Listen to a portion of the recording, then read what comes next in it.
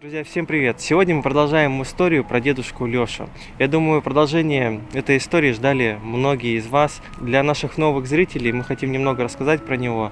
Дедушка Лёша на данный момент живет в разрушенном доме. Из комнат у него осталась только кухня, все остальные комнаты завалены. У дедушки Лёши обвалилась крыша. Нет ни электричества, ни отопления. Спит он на полу, укрываясь 3 одеялами.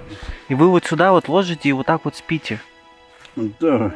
Вот что вы стелите, когда вы спите? Ну вот это. Ковер какой-то, это вниз. Ага. Ну, а вот эти одеялом укрываюсь, и шубой еще укрываюсь. Шубой укрываетесь. Ладно бы у вас хотя бы печечка какая-то была, еще что-то. У вас же вообще, вы просто в холоде живете. В холоде, конечно. Из каких-то таких средств комфорта у него есть только керосиновая печка и лампа. Мы, узнав эту историю, приняли решение помочь дедушке Лёше. На данный момент мы строим ему новый домик, и в этом выпуске мы поедем, посмотрим, на каком этапе находится строительство, расскажем про новости и нюансы, с которыми мы столкнулись. Поедем также выбирать печку, заедем навестим дедушку Лёшу. У нас есть тоже для него много новостей. Друзья, для тех, кто не видел и не знаком с историей дедушки Лёши, в описании мы оставим плейлист с его участием. Переходите, смотрите, мы отправляемся заниматься всеми этими нюансами. Мы вам всем желаем приятного просмотра. Подписывайтесь на наш канал, подписывайтесь на наши социальные сети. И прямо сейчас мы начинаем.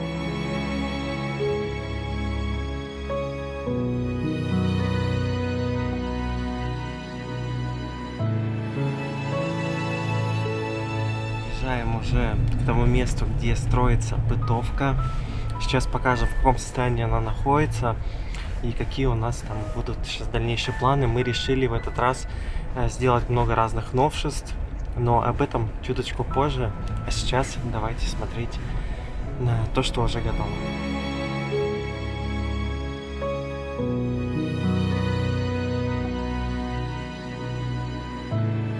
Будущий домик дедушки Лёши, стоит уже каркас. Профлист приедет на следующей неделе у нас, как договаривались. Ну и мы будем заканчивать, наверное, к концу недели постараться. Мы, в принципе, и говорили, что к середине февраля, я думаю, это все будет готово. То есть вот это будущий готовится каркас, Это да? потолок. А, это потолок? А это пол. Его сейчас потом поставят. А, она перевернутая. Конечно, потом... То есть она вот так должна быть. Да. Утеплитель также базальтовый по кругу. Ну, как всегда, мы все для вас. Так как в прошлый раз бытовка была она готовая, заготовка, мы быстро получилось сделать. И там делалось она маленько под других, была высота чуть меньше. У этой Паша говорит, высота будет еще больше. В той бытовке, когда собирали шкаф для бабушки Рейсы купе, нам пришлось прям ножки подрезать, прям выкручивать, потому что нам не хватало высоты до потолка, но вроде бы все получилось, стало. А здесь, я думаю, это будет прям свободно. Вся мебель, которую мы сейчас закажем, должна будет влезть туда. Высота будет вот такая, это стандартная высота.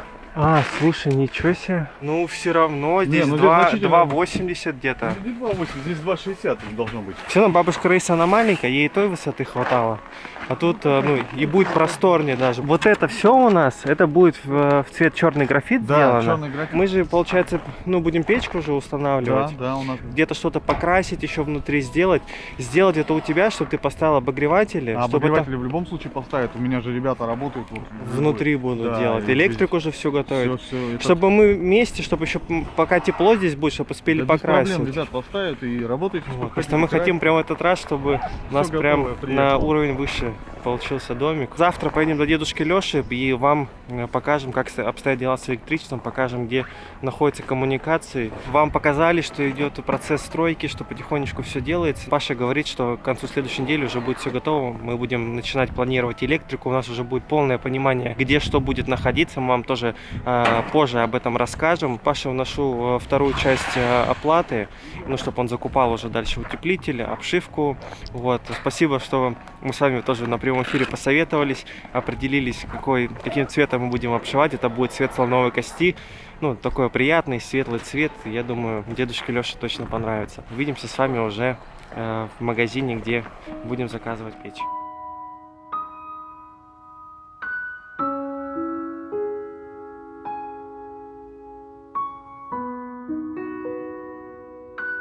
Этот магазин находится как раз по пути туда, вот к бабушке Раисе и к дедушке Лёше, поэтому прям идеальное такое местоположение, далеко ехать никуда не надо. Вот сейчас будем выбирать. Можно проконсультироваться с вами по поводу печи? конечно, пожалуйста. Бытовка, она из чего сделана, основной материал? Ну, металлический каркас, утеплитель, И утеплитель, и да? ЛДСП, да, Мгм. с внутренней. В какое время года дедушка будет там находиться? Всегда. То есть постоянно, в том Да. числе в течение всей зимы. Мгм. То есть отапливаться она должна будет тоже непрерывно. Да. Печка нужна на дровах или на угле?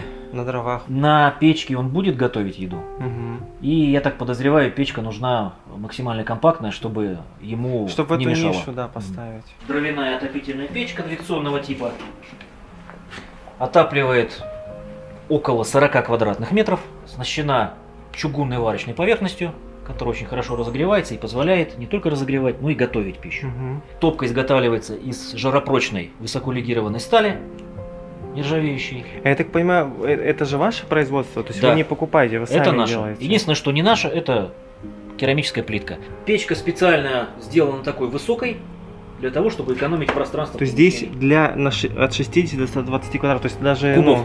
кубов.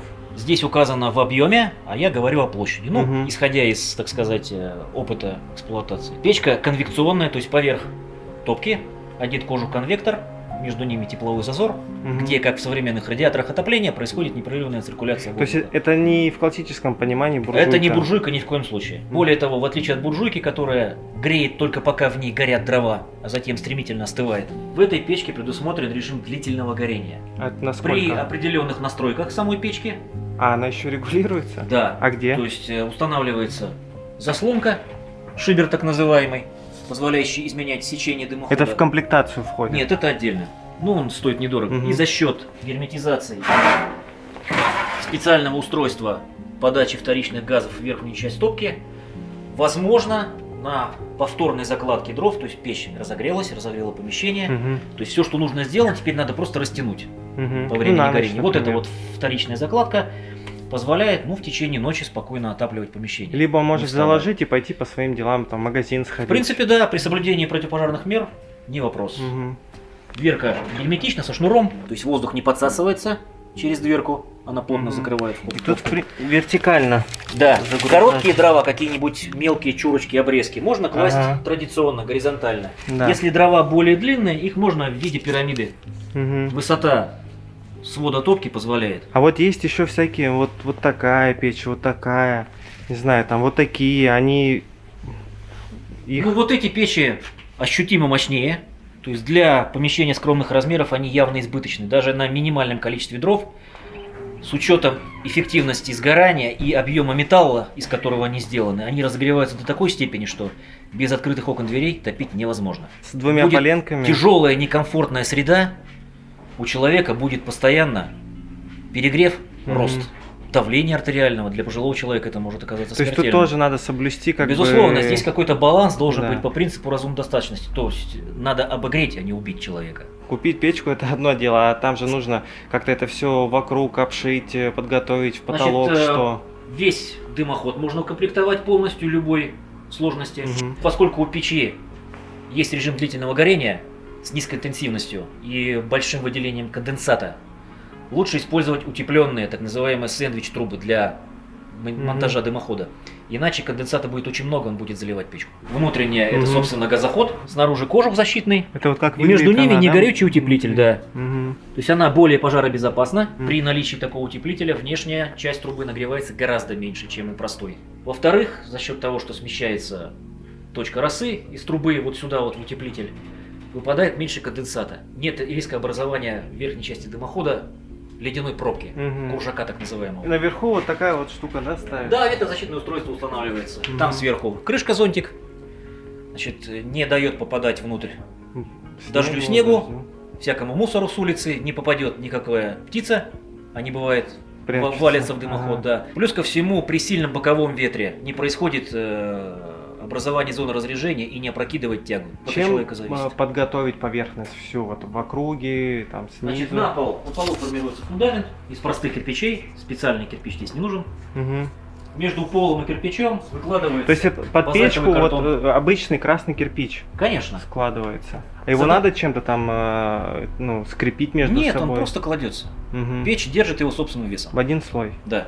Перед печкой кладется так называемый предтопочный лист. Вот этот металлический, который Да, на полу. да, который здесь на полу. Мгм. А его нам хватит вот такого одного? Это стандартный. Стандарт. 50 на 70. Он как раз защищает, чтобы если уголек упадет, Да, и еще совершенно что-то. верно, чтобы ничего не загорелось. Под него Мгм. подкладывать ничего не надо. Его можно прямо к полу непосредственно пришить. Прикрутить. Да. Мгм. Ну, в принципе, если что, можно и два положить, чтобы, ну, еще в ширину там. Ну и Чтобы больше. так уж сильно не надо, печка достаточно узкая, даже этого, с запасом. Мгм. Главное, чтобы подиум был по ширине, приблизительно такой же, как он. Это вы нам скажете, да, чтобы мы там подготовили? Да, конечно. Мгм.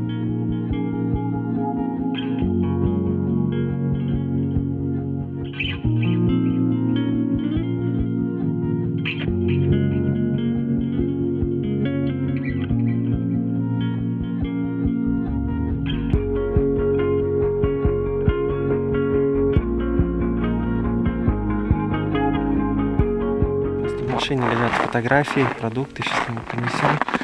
Смотрите, какой большой толстый слой снега на крыше. Не дай бог это все рухнет. Здесь даже видно, вон какие-то тряпки у него с крыши торчат. Куртка, что ли, какая-то. В стенах натыкано. Здесь вон что-то висит, линолеум какой-то. Страшно вообще. Дедушка Лёша! Может быть, его дома нету, хотя мы сегодня, в принципе, рано приехали. Может, он куда-то в магазин ушел. Пойдем в машину, будем его тогда ждать.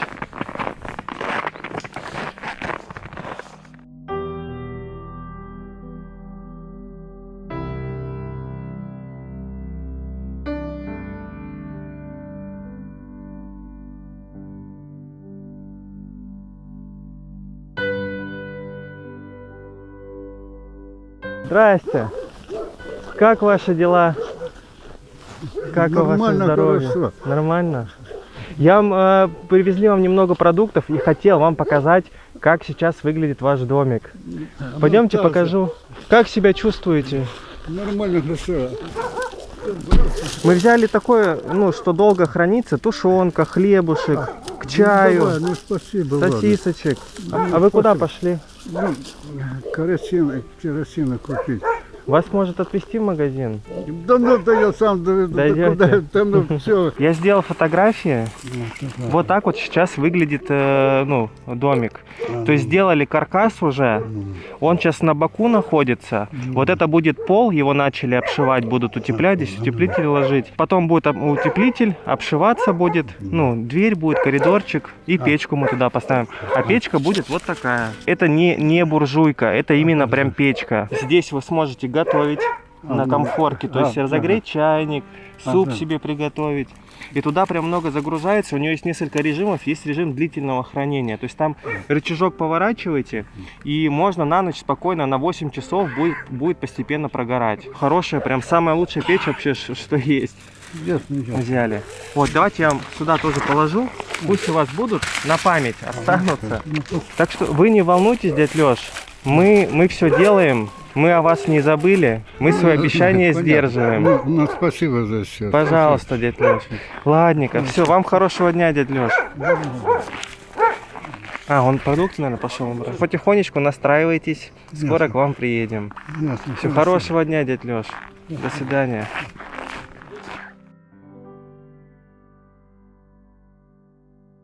Ну а что касается обшивки стен, то вот такие вот негорючие плиты, либо из магнезита, либо фиброцементные. Это прям стены в круг надо будет обшить? Ну, с учетом схемы установки, которая в паспорте для печи представлена. Но в общем и целом от боковых и задней стенки этой печки до незащищенной деревянной поверхности, ну или не деревянной, а горючей, так условно ее назовем, должно быть 50 сантиметров воздушной прослойки. Угу. Если такого запаса пространства нет, Но у нас плюс-минус необходимо сократить, значит стены горючие обшиваются от незащиты. до потолка.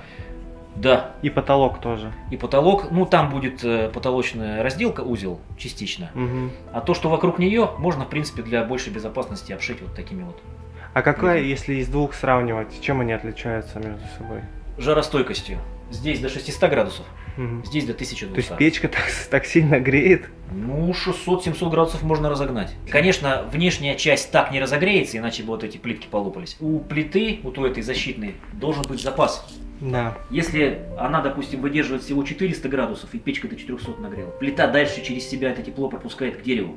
Мгм. Начинает разогреваться дерево, Но оно мы не сразу прям- загорится, но ну, сначала понятно. сильно очень высохнет, Мгм. пересохнет и станет легко воспламеняющимся. То есть мы прям их прикручиваем ну, к нашим готовым к стенам. Ну, схема вот такая. Воздушные зазоры.